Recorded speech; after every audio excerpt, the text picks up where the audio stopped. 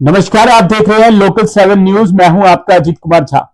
आज बात करते हैं चंडीगढ़ के कई मुद्दों को लेकर। जिस तरीके से 10 साल से भाजपा की सांसद किरण खेर से लोग परेशान हो चुके थे, हताहत हो चुके थे, तो वहीं 2024 के सांसद चुनाव में लोगों ने मन बना लिया था कि इस बार कांग्रेस को लाएंगे और कांग्रेस को लेकर ही आ गए और सांसद बन गए मनीष तिवारी। मनीष तिवारी से कई लोगों को उम्मीद थी कि उनके आने के बाद जो शहर के मुद्दे हैं वह जो है सही पूरे होंगे, पर भाजपा ये नहीं चाहती है कि वह जो बिल लेकर जो सदन में मांग करते हैं, मुद्दा उठाते हैं, वह पास हो जाए। अगर वह पास हो जाएंगे तो मनीष तिवारी सांसद नंबर 1 में गिना जाएंगे चंडीगढ़ से। तो मौजूद है हमारे साथ साहिल चावर जी, जो कि चंडीगढ़ यूथ कांग्रेस के स्पोक्स पर्सन है। साहिल चावर जी, सबसे पहले आपका चैनल में स्वागत है। धन्यवाद।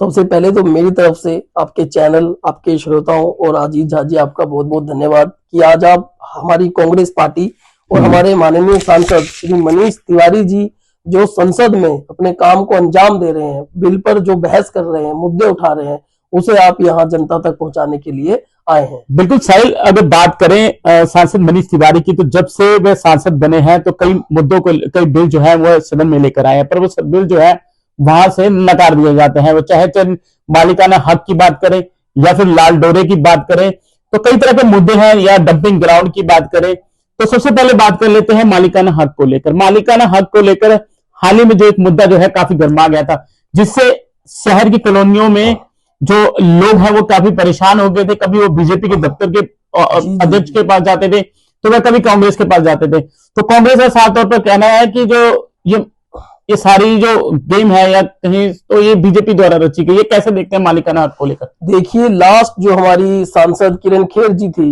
उन्होंने अपने कार्यकाल में मालिकाना हक के लिए मिठाई बंटवा दी, उनके नेताओं को मालाएं डाली गई कि मिलेगा, लेकिन जैसे ही अगले टर्म में आए उन्होंने फिर उसको डब्बा खोल करके छोड़ दिया।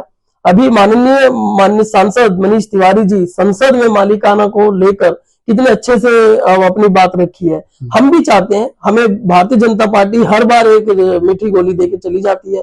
अब देखिए, हम इन मकानों पे ये हमें मिले हैं, है ना, लेकिन फिर भी हम इनके मालिक नहीं है, हमें इन पे रेंट नहीं मिलता, हमें इसके डॉक्यूमेंटेशन पे कोई आधार है ही नहीं, किसी तरह से नहीं देखा जाता। और हर साल जब भी ये भारतीय जनता पार्टी आती है, ये नया वो लेके आ जाती है।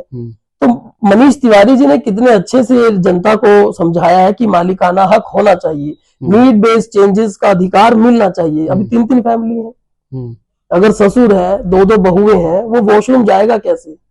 अगर वो अपना थोड़ा सा 3-4 फीट में एक बना के यूज कर सकता है, तो मुझे नहीं लगता इसमें कुछ बुराई है। साहिल जी, बात करें जो पीछे बंद कमरे में जो एक मीटिंग हुई थी और एक पर्चा जो है वायरल हो गया था, जी जी, इसके बाद से लोग काफी डर चुके थे, काफी डर सताने लगा था, क्या उनके मकान जो है प्रशासन छीन तो नहीं लेगा। जो बच्चों के नाम की बात आई थी कि जो फादर, उनके घर वाले जो है प्रॉपर्टी ओनर है, वो अगर एक्सपायर हो जाते तो उनके बेटे के नाम पे नहीं होगी और वो जो है प्रॉपर्टी प्रशासन द्वारा जो है छीन ली जाएगी। उसको कैसे देखते? जी जी, देखिए, मैं उस पर एक वीडियो भी बनाया था और मैंने उसको पढ़ा। उसमें जो बीजेपी इस बात को बार बार झुटलाती क्यों है? वो मीटिंग हुआ, वो कहते हैं प्रपोजल है, आप लेके भी आ जाओगे, आप तो हर चीज के लिए ऐसे ही करते हो।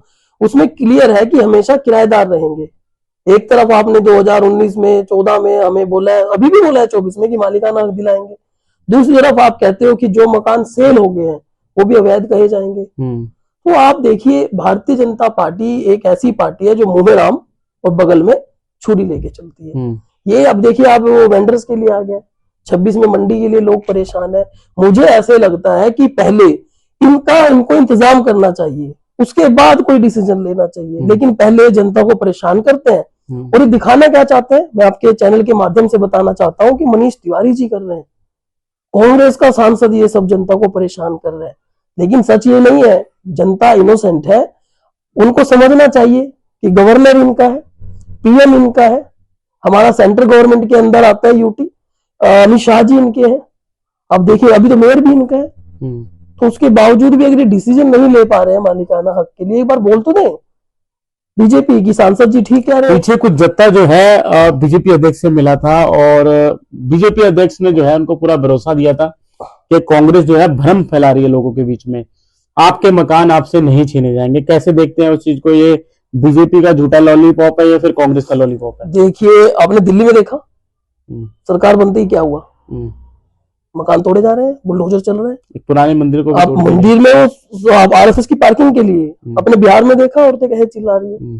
तो जो ये बोलते हैं इनको सिर्फ लूटना है। मैं एक डिबेट में था अमर उजाला की तरफ से, तो वहां पे भी वो बोलते कि हमारे ही काम नहीं हो रहे हैं बीजेपी के पार्षद। और मैंने बोला देखिए, हर चीज का टैक्स बढ़ रहा है, बिजली के बिल में एमसी टैक्स लग के आ रहा है, हर चीज के रेट बढ़ चुके हैं, पार्किंग डबल हो चुकी है, भी पैसा जा कहां रहा है? और ये मकान पे भी जो ये बोल रहे हैं, जिस दिन इनका मूड हुआ इन्होंने वो कांड कर देना है जो उस पेपर में था। और जनता परेशान है, लेकिन फिर भी इनको उलझाया हुआ है दूसरे मुद्दों में। क्योंकि वो कहीं ना कहीं तो दिख रहा है, जब सांसद मनीष तिवारी बन चुके हैं उसके बाद से कहीं ना कहीं प्रशासन की कार्रवाई देखी जाए, जी खास तौर पर उनको टारगेट किया जा रहा है कि जहां पर कॉलोनी से उनको वोट कम मिली है। 25 की बात करें, 25 की आते ही जो झुग्गियां तोड़ दी गई। जी उनका ये भी आरोप था कि जो वहां पे सांसद हैं उनको वहां पे वोटें पड़ी पर वो नहीं आए। या फिर अन्य कॉलोनी की धनास की बात करें या फिर मलोया, जो है लगातार जो है इन पे खासकर शिकंजा कसा जा रहा है। क्या ये बीजेपी की हार का असर देखने को मिल रहा है? देखिए, कांग्रेस जब से रही है गरीबों को मकान दिए गए हैं, है ना। 2011 से जब हम छोटे होते थे हम सुनते थे कि स्लम फ्री एरिया जो है मनमोहन सिंह जी की देन है। तो अभी ये झुग्गियां तोड़ रही है, लेकिन अब आगे मकान देने का इनका कोई प्रोसेस है ही नहीं। जो दिए गए हैं वो कांग्रेस के टाइम से दिए गए हैं। अगर इनकी मंशा है तो ये लोगों के लिए मुझे 2 काम तो बता दें जो फायदे के हुए हैं। सब परेशान है, सब हताश है, कॉलोनी में लोग डरे हुए हैं। अच्छा, आपको मैं एक और चीज बताता हूँ, ये मालिकाना हक तो क्या देंगे। जैसे ही मोदी गवर्नमेंट बनी तो इन्होंने एक हमारे यहाँ 500-500 रुपए लेके फॉर्म भरे थे कि किराएदारों को सबको मकान मिलेंगे। वो 500 रुपीज जो कितनी फोटोकॉपीज इन्होंने ली है उनका भी तो कोई अता पता नहीं है, ना कोई पूछने वाला है। अगर आप सवाल करोगे आप एंटी नेशनल हो, आप एंटी हिंदू हो। अभी जो मेरे पास इंफॉर्मेशन है मैं उस पर काम कर रहा हूँ, औरतों के घर में बैठ बैठ के एक फॉर्म भरवाए जा रहे हैं हाउसिंग बोर्ड के कि आवास योजना, प्रधानमंत्री आवास योजना के तहत मकान मिलेंगे। मैंने देखा उसमें है कि वो जब भी आप कहीं प्रॉपर्टी लेते हो तो इंटरेस्ट पे जो छूट मिलेगी उसके लिए वो शायद फॉर्म है, सर्वे फॉर्म। लेकिन फिर भी झूठ बरगलाया जा रहा है इंदिरा कॉलोनी के लोगों को। ये मैंने मौली जागरा में भी सुना हुआ है, भाजपा के द्वारा सर्वे किया जा रहा है। साहिल जी, अगर चंडीगढ़ की बात करें तो चंडीगढ़ में कई गांव हैं जिनमें जो लोगों ने पैसा लगा लगा कर जो है आलीशान घर बना लिए हैं। जी। चंडीगढ़ की झुग्गियों की बात करें तो उनको मकान तो दिए जाते हैं, पर अगर इन गांवों पर जो है लाल डोरे से बाहर है, इन पर इस तरीके की कार्रवाई जिस तरीके से होती है उनको डर जो है सताने लगता है। सांसद मनीष तिवारी इसका भी मुद्दा जो है सदन में उठा चुके हैं, पर जो है उसको नकार दिया गया है कि 2031 मास्टर प्लान के तहत। कैसे देखते हैं उस चीज को? देखिए, मैं आपको एक चीज समझाता हूँ, है ना। सरकार का काम है जनता को खुश करना, सरकार का काम है जनता को हर तरह से फायदे पहुंचाना ताकि वो अपनी इनकम पे ध्यान दे और देश का रेवेन्यू बढ़ाने में काम आए। आपने गांव की बात की, हमारा एक शास्त्री नगर है, रोज उसकी इतनी कंप्लेंट्स आती है हमारे वार्ड में। वहां पे मूलभूत सुविधाएं भी नहीं है, वहां पैदल नहीं चल सकते, वहां प्लास्टिक की पाइप से कनेक्शन लेके पानी पी रहे हैं लोग, वहां रोज मैनहोल खुले रहते हैं, वहां कोई पार्क, छोटा सा प्राइमरी स्कूल भी नहीं है बच्चों के लिए। तो लाल डोरे का जो ये है, इसके अंदर मुझे लगता है कि भारतीय जनता पार्टी को मनीष तिवारी जी का साथ देकर लाल डोरे या इन गांवों के लिए कुछ ना कुछ जल्दी से जल्दी करके देना चाहिए, बजाय इसके कि आप सिर्फ बातें करें। मैं आप सभी से जो भी देख रहे हो, मैं चाहूंगा कि एक बार शास्त्री नगर एंट्री करें और आप सब देखें, क्या मूलभूत सुविधाएं तो उनको देनी चाहिए।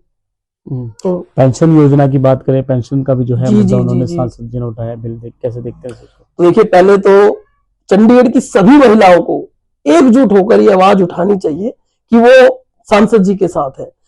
1000 रुपया पेंशन है, यहाँ हरियाणा में 3000 है, पंजाब में 2 या 2500 है, 2000 है शायद। अब देखिए कि हम उनकी राजधानी है, यहाँ तो ज्यादा होनी चाहिए। अगर मनीष तिवारी जी 3000 करने के लिए बोल रहे हैं, साथ में हमारी भारतीय जनता पार्टी की गवर्नमेंट कहती है कि हम 3 ट्रिलियन 5 ट्रिलियन के पास जा रहे हैं, तो 3000 पेंशन दे दो। किसी एक चीज को तो माननीय सांसद जी की बात को रखो। क्यों? फिर चंडीगढ़ में मुद्दा नहीं बचेगा, कैसे कहेंगे? अभी तो वो ब्लेम लगा रहे हैं सांसद जी के ऊपर हमारे। तो ऐसा पढ़ा लिखा समझदार आपकी आवाज उठाने वाला सांसद मिला है। मुझे लगता है भारतीय जनता पार्टी को भी चंडीगढ़ के मुद्दों के लिए उनको सपोर्ट करना चाहिए। एक तरफ बात करें कूड़े के पहाड़ को लेकर, जिस तरीके से चंडीगढ़ भाजपा जो है स्वच्छता की बात करती जी है, जी तो कहीं ना कहीं स्वच्छता दिल्ली, ये जो डड्डू माजरे का पहाड़ है, कूड़े का पहाड़, जी जी जी कहीं ना कहीं दिल्ली की सूरत नहीं दर्शाता है। मुझे लगता है ये और भी बहुत डेंजर चीज है। वहां के जो लोग रहते हैं उन पे क्या इफेक्ट होता होगा। मैं काफी बार वहां गया हूँ डड्डू माजरा। वहां पे कुछ किलोमीटर तक इतनी स्मेल आती है कि हमारे लिए सांस लेना वहां बहुत मुश्किल है। तो उसको हटाने के लिए अगर सांसद साहब बात कर रहे हैं तो उस पे क्यों नहीं काम होना चाहिए, उसे कहीं और शिफ्ट कर दो। काफी जमीन है अभी चंडीगढ़ के अंदर। लेकिन आप देखिए सर, डड्डू माजरा का इतना बड़ा वो पहाड़ बढ़ता चला जा रहा है। जहां तक मैं समझता हूँ, मैं इस फील्ड से नहीं हूँ, लेकिन फिर भी जो मैं समझता हूँ, उस कूड़े के पहाड़ के नीचे शायद लाखों या करोड़ों का जो हमारा खाद होगा वो बहुत बेनिफिट हो सकता है। उसका क्या होता है क्या नहीं, मुझे इसकी भी नॉलेज नहीं। बीजेपी के मेयर काल में उसको तो हटा भी दिया था एक तरह से कि हाँ जी। इतने टाइम के बाद ये जो है कूड़े का पहाड़ जी जी रहेगा जी ही नहीं। तो इस तरीके के कई इन्होंने इंतजाम भी किए गए। जी या जी जी सूखा कूड़े की बात करें, गिल्ले कूड़े की बात करें, पर सेक्टरों में जो है वो चीजें बिल्कुल भी नहीं हो रही। कॉलोनियों में तो बिल्कुल इस चीज का जरूर जोर दिया जाता है इनके द्वारा, पर जो सेक्टरों में कूड़ा जो है वो कूड़ेदान में ही डाल देते हैं, चाहे वो गीला कूड़ा हो चाहे बिल्कुल सूखा कूड़ा, बिल्कुल मिक्स बिल्कुल। कूड़ा डाल देते हैं। तो कैसे कूड़े का पहाड़ को खत्म करेंगे? देखिए सर, ये कूड़े का पहाड़ भारतीय जनता पार्टी के बस का तो है नहीं। पिछले 10-15 साल से पावर में है। क्या सांसद मनीष तिवारी करेंगे इसे? सांसद मनीष तिवारी, और जब भी हमारी कांग्रेस पार्टी यहाँ मेयर में आती है पूर्ण बहुमत से 5 साल के लिए, तो हम इस पे पूरे जोर शोर से काम करेंगे और ये हटा के दिखाएंगे और इसे कहीं ना कहीं शिफ्ट किया जाए। क्योंकि जो वहां के नागरिक हैं, एक बार आप उनके जब गेस्ट आते होंगे, आप देखिए कैसा लगता होगा उनको वहां 5 मिनट बैठने के बाद। उनको खुद शर्म आती होगी कि क्या कहें अब इसके बारे में। साहिल जी, कांग्रेस और आम आदमी पार्टी के गठबंधन से मेयर भी बना था, जी जी पर वो मेयर का कार्यकाल तो बहुत कहा था कि पार्टी ने कि इस पर जी काम करेंगे, जी इन जी चीजों पर जी काम करेंगे। क्या वो सभी खोखले होते हैं हर पार्टी के देखिए वादे? सर, बात वादों की नहीं होती। 3-4 महीने तो जो हमारा गठबंधन का मेयर था कुलदीप टीटा जी, वैसे ही लेट हो गए कोर्ट के करके। और काम करने कहाँ दिया जा रहा है। आप देखिए अभी मेयर ने खुद कहा है हमारी कि जो भाजपा के पार्षद है पहले उनके वहां काम होगा। हमारे यहाँ रोड आधे बन के आधे छोड़ दिए। आप एक बार विजिट करना। अब ये क्या चल रहा है, किस तरह से काम हो रहे हैं, मेरी तो समझ से बाहर है, क्योंकि मंशा नहीं है।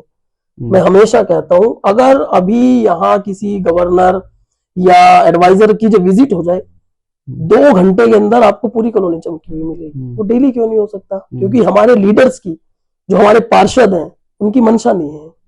वो चाहते हैं कि कॉलोनी के लोग हैं, हम यहाँ रहते हैं, हमें अपनी पीड़ा पता है, इसलिए अगर हमें मौका मिलता है तो हम जो बेस्ट हो सकेगा हम कोशिश करेंगे। क्या आपके वार्ड में काम नहीं हो रहा है?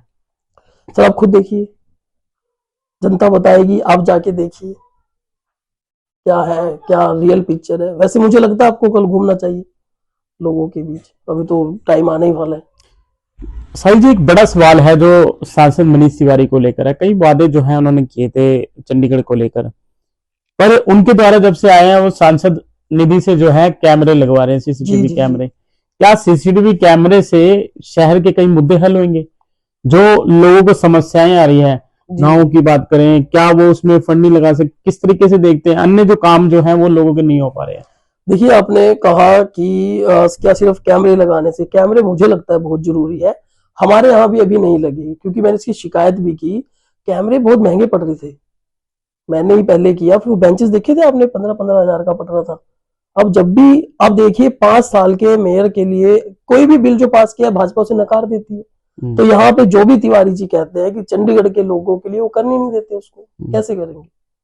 अब बताइए कैसे करेंगे? सब कुछ तो, हर तरह का संगठन, हर एक उसके ऊपर इनका पूरी तरह से कब्जा है। और आप ये बेहतर समझ सकेंगे 2-4 सालों के अंदर, और काम वही होगा जहां भाजपा का नेता, भाजपा का एमपी, भाजपा के लीडर्स हैं।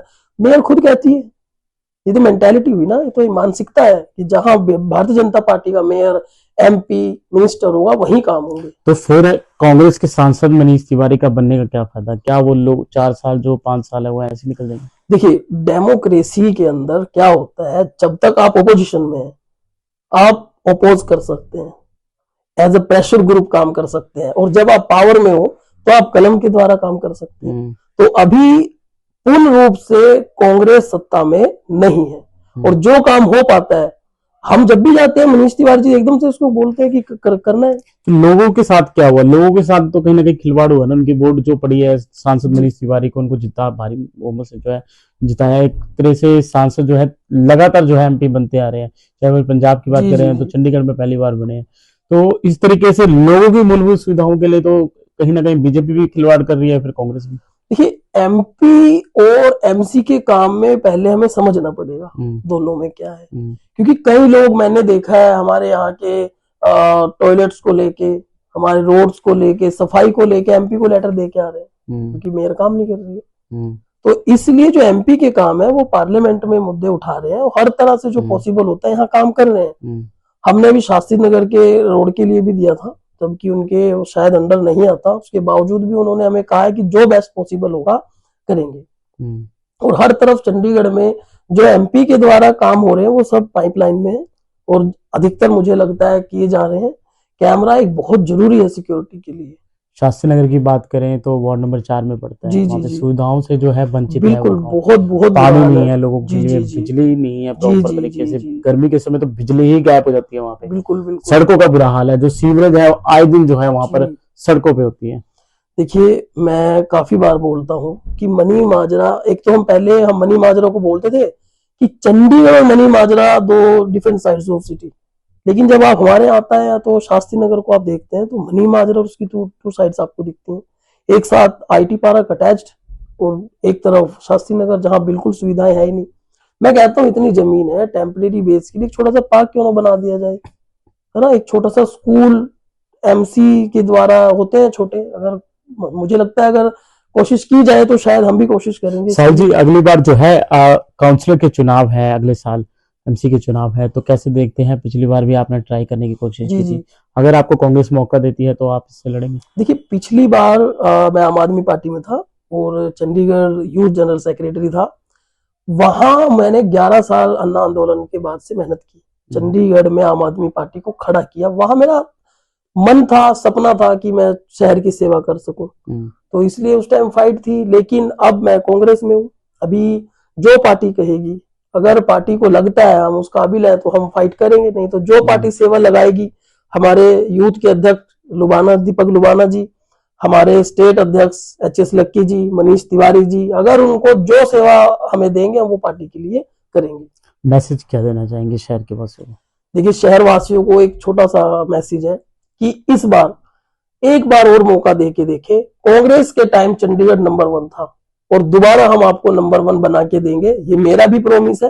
और अगर नहीं होता तो अगर हमारा मेयर 5 साल के लिए होता है तो हम जो हो सकता है अंदर कोशिश करेंगे, चाहे लड़के झगड़ के, हर चीज वो अपने शहर वासियों के लिए, कॉलोनी के लिए कराने की कोशिश करेंगे जो हो सकती है। तो ये थे हमारे साथ spokes person Chandigarh youth Congress के साहिल चावर जी। कई शहर के कई मुद्दों को लेकर जो है हमसे ने चर्चा करी। चंडीगढ़ से लोकल 7 के लिए कैमरामैन नीरज के साथ अजीत झा की रिपोर्ट।